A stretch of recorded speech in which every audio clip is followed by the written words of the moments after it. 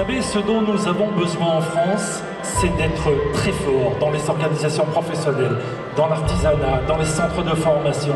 Partout où il y a de la compétence, il faut qu'on travaille ensemble pour réussir quelque chose qui me tient personnellement à cœur, c'est de participer à une réforme culturelle, de manière à ce que monsieur et madame tout le monde puissent regarder différemment les métiers, la profession, la compétence, la transmission.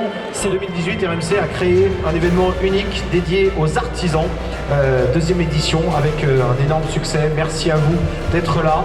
Cette année encore, 7 catégories différentes, 400 inscrits, plus de 400 inscrits, 56 finalistes métiers, des experts métiers dans tous les domaines qui sont venus superviser cette finale avec les jurés qui étaient là.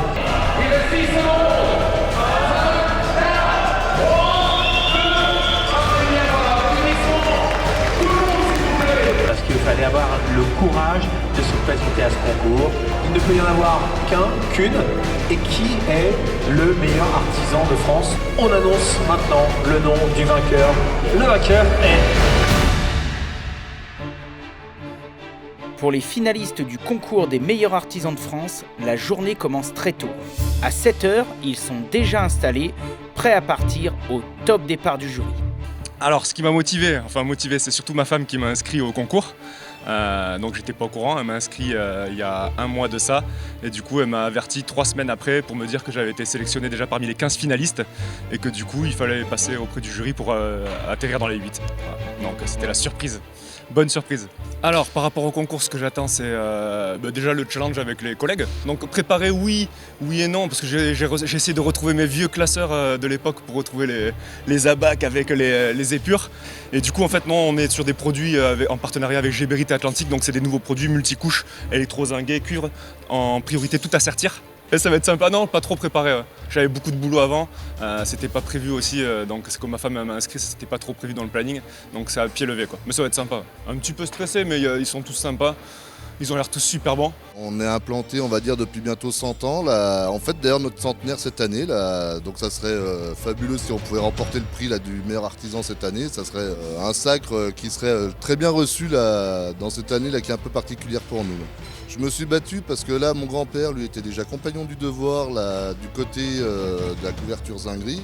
Mon père, lui, avait suivi le compagnonnage qui ensuite s'est terminé par une maîtrise qui lui a permis d'avoir le titre de maître artisan. Et je ne me voyais pas rester, on va dire, à un niveau d'infériorité par artisan carreleur dans le Lot-et-Garonne. J'ai 53 ans et je suis le gagnant du concours de l'année dernière, section carrelage. Ce qui m'a motivé l'année dernière, c'est un petit peu de me mesurer aux autres, parce que bon, alors je suis quelqu'un qui n'a jamais fait de concours, ni un apprenti ou quoi que ce soit. Oui, cette année on attend des beaux candidats, il y a des pointures, c'est clair. Ouais, oui. J'en ai rencontré quelques-uns, j'ai discuté avec eux, on voit que c'est des passionnés et vraiment ils représentent bien leur métier. Du plus jeune, le premier à 25 ans, le plus ancien à 60 ans, voilà, c'est bien. Je trouve ce mélange de génération, c'est vraiment très bien. C'est ouvert à tous. Ça permet de se faire connaître, ça permet de valoriser le métier par rapport aux jeunes. On sait qu'on manque de jeunes beaucoup dans ce secteur. Voilà, je les invite tous à venir à la 2e et 3e édition. Le sujet il est différent, il est moins volumineux en taille. Par contre, il est un peu plus pointu. Oui. C'est un peu plus pointu. Moi c'est Raphaël Cruz, je viens de Bretagne au sud de Rennes. Mon entreprise c'est l'Art du Carré du coup et je suis là pour la 2e édition RMC 2020. Pourquoi je viens faire le concours? Parce que c'est un peu un retour pour moi dans le carrelage. C'était un peu l'occasion de me remettre au niveau, de voir ce que je vaux et puis de se retrouver entre carreleurs aussi, partager du temps avec d'autres carreleurs parce que c'est vrai qu'on passe pas beaucoup de temps finalement avec les autres carreleurs, donc voilà, c'était un peu pour ça. 8h, la compétition commence. 2, 1, c'est parti.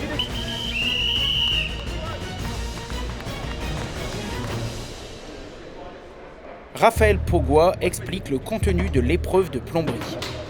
Cette année, donc pour l'épreuve, ce que j'ai trouvé intéressant, c'est déjà qu'on mettait les matériaux, on va dire les plus récents dans notre métier en œuvre. Donc je trouve ça vachement intéressant parce que pareil, il faut qu'on évolue aussi dans notre métier.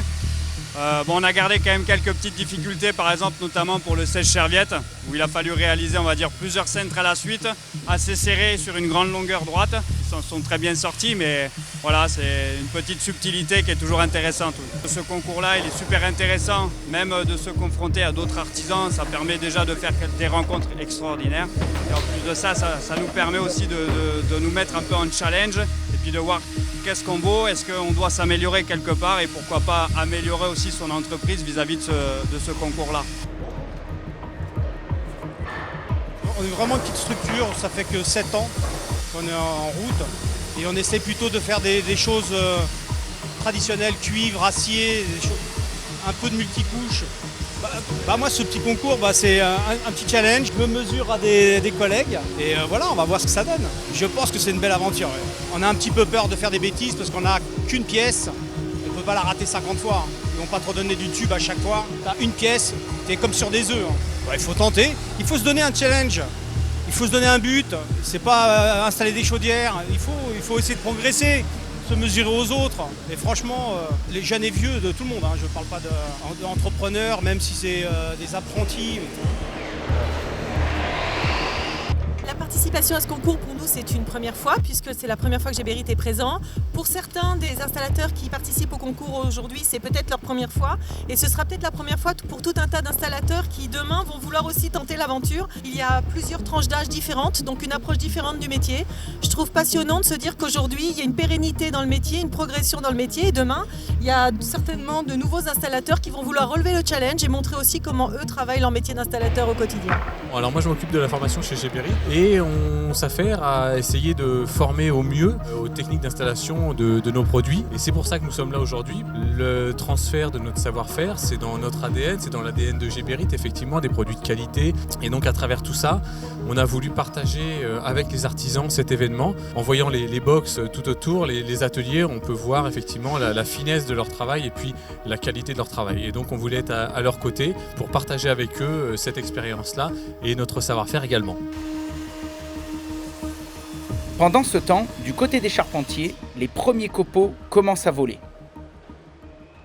Alors je m'appelle Jonathan Lahaye, je suis expert pour le métier de la charpente pour le concours des meilleurs artisans de France RMC. C'est la première édition en charpente, donc c'est ça qui est intéressant. Le niveau, il le faut un peu haut parce que le sujet n'est pas simple. Il y a beaucoup de travail à réaliser en 8h50. Et il y a des candidats qui sont assez affûtés, ça se voit, donc ouais, il y a un bon niveau, ouais, tout à fait. Il y a divers types d'artisans. On a des artisans qui sont tout jeunes, qui viennent juste de commencer. Il y a des artisans qui sont là depuis 30 ans en tant qu'artisans en charpente. Et aussi, ce qui est intéressant, c'est que les méthodes de travail sont aussi différentes selon les artisans, selon les candidats. J'ai remarqué des choses vraiment intéressantes. On a fait un petit groupe WhatsApp un petit peu on a des candidats qui sont venus en train. Et en fait, les autres candidats aident celui qui est venu en train à prêter des machines, à prêter des outils. Et puis, on se donne tous un coup de main, en fait. Même s'il y a une compétition, on s'est tous donné un coup de main. Et c'est ça qui est intéressant. Il y a vraiment une solidarité entre les compétiteurs. C'est une belle compétition. Alors que la journée bat son plein, Jean-Jacques Leclerc, meilleur ouvrier de France et membre du jury plomberie, raconte son parcours. Donc j'ai travaillé dans pas mal d'entreprises. Je crois que de souvenir mon CV, ça doit être 19 entreprises. J'ai créé la mienne en 1981 et je l'ai vendue au bout de 22 ans. Donc j'ai fait des beaux chantiers, Tour-Montparnasse, des chantiers d'exception. J'ai eu cette chance-là, mais des fois il faut se la créer, la chance aussi. J'ai été installé 22 ans. J'ai travaillé pour des entreprises avant. Je me suis toujours épanoui dans mon travail. Je suis comblé. Au niveau professionnel, je suis comblé, voilà. J'ai pu choisir aussi mes chantiers. Parce que c'est l'avantage d'être un bon plombier, d'être à son compte, on choisit ses chantiers et là, on a un épanouissement. Autant que ce soit technique, que ce soit relationnel, à tous les niveaux. Je souhaite à tout le monde d'avoir une carrière comme j'ai eu moi. Je suis fier avec mon travail d'avoir pu faire vivre ma famille. Et avec mon métier en plus, correctement. C'est un métier de cœur. J'ai un métier de cœur, un métier de passion. Et l'évolution qu'on a dans notre profession, elle est géniale. 1 heure avant la fin des épreuves, le rythme s'emballe. Il est évident que sur ce genre d'épreuve chronométrée, il est indispensable d'avoir une organisation irréprochable et de maîtriser parfaitement chaque geste.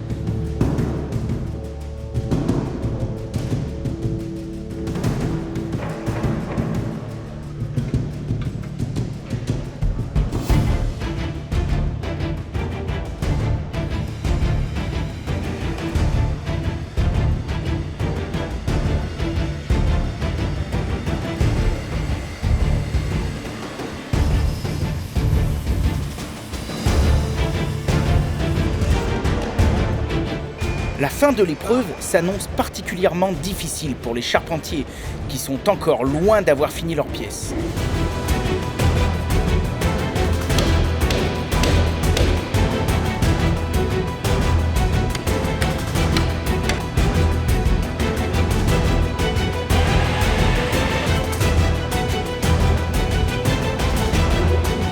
Les carreleurs, eux, ajustent leur dernière découpe et commencent à jointer. La fatigue se fait ressentir, mais ici, personne ne faiblit.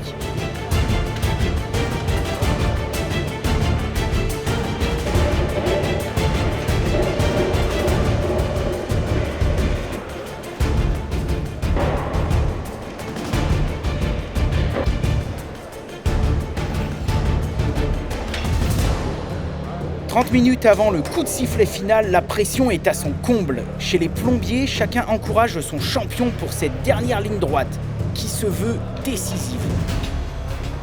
Alors, j'ai eu envie d'inscrire David. Directement, j'ai dit, ça va être une super aventure, on tente le coup. David, que ça soit au niveau professionnel ou personnel, c'est quelqu'un de droit, qui aime faire les choses bien, qui a le goût du travail bien fait, et c'est pour ça que je l'ai inscrit. J'étais sûre en tout cas, qu'il serait au moins au final. Alors si je suis venue aujourd'hui, c'est surtout et majoritairement pour soutenir Paulo da Silva, qui est un de mes meilleurs amis, et pour l'encourager, parce que vraiment je trouve que c'est quelqu'un qui démérite pas, et je voulais être là pour lui. Paulo est vraiment quelqu'un extraordinaire, moi je trouve.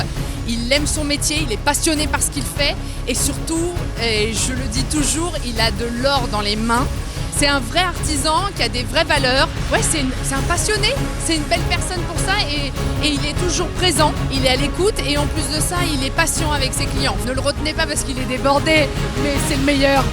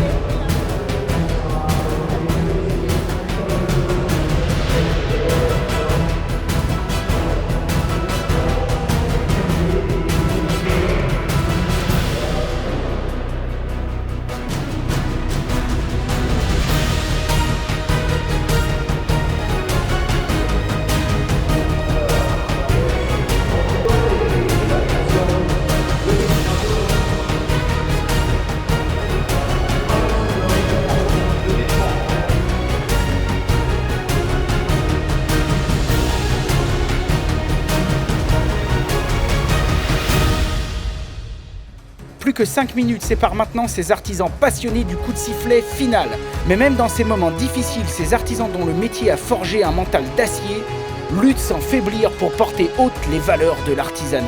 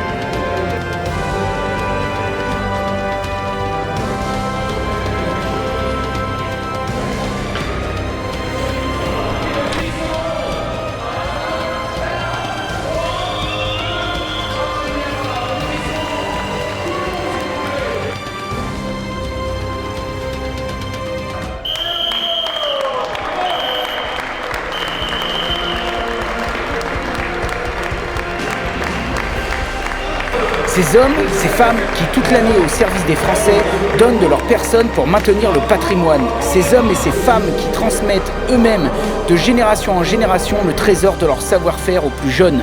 Ces hommes et ces femmes qui font la fierté de nos régions et la réputation de notre pays dans le monde entier peuvent être fiers aujourd'hui de transmettre par l'effort, l'entraide et le dépassement de soi le meilleur des valeurs humaines. Ces personnes, ce sont vos artisans et vous pouvez en être fiers.